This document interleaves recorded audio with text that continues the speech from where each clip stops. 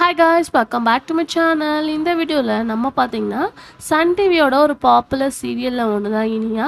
So இந்த serial climax அப்படின்னு share பண்ணோன்னே நிறைய பேர் வந்து சேடான மாதிரி ஃபீல் பண்ணீங்க.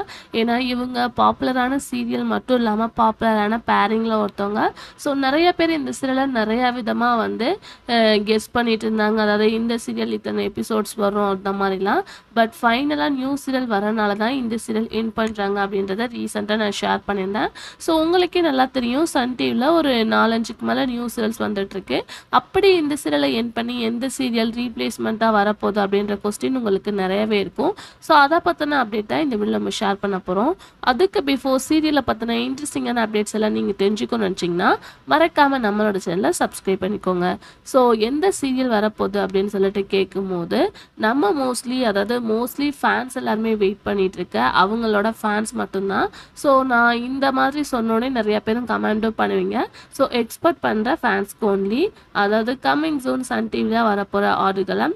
ஸோ இந்த சீரியல் ஃபர்ஸ்ட் ஸ்டார்டிங்லேயே இந்த சீரியல் அப்டேட் வந்து ஒரு 9 month இருக்கும் அப்படின்னு நினைக்கிறேன்.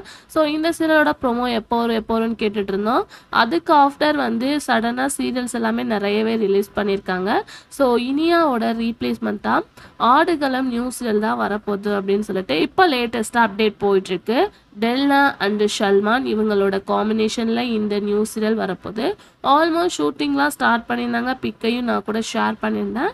ஸோ இப்போ இனியாவோட டைமிங்கில் இந்த சீரியலை ரிலீஸ் பண்ணுற மாதிரி சொல்லியிருக்காங்க. பட் ஒரு நியூ சீரியலை ஸ்ட்ரைட்டாக 10 AM எப்படி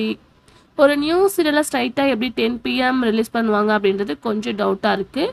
மேபி டைம் சேஞ்சஸ் பண்ணவும் சான்சஸ் இருக்குது. ஏன்னா சுந்தரி எண்டிங் சொல்லிட்டு இருந்தாங்க. மேபி சுந்தரி வந்து இப்போ ரீசெண்டாக டிஆர் ரேட்டிங் வாட்ச் பண்ணியிருந்தீங்கன்னா தெரியும், டாப் 5 டாப் 6க்குள்ளே இருக்காங்க. இனியா இப்போ கொஞ்சம் பேக் போயிருக்காங்க. அதனால தான் இனியாவை என் பண்ணுறாங்க. ஏன்னா டிஆர் ரேட்டிங்கும் இந்த வாரம் இனியா வந்து கம்மியாக தான் எடுத்திருந்தாங்க. ஸோ அதனால தான் சுந்தரியை வந்து ஹோல்ட் பண்ணி வச்சுருக்காங்க.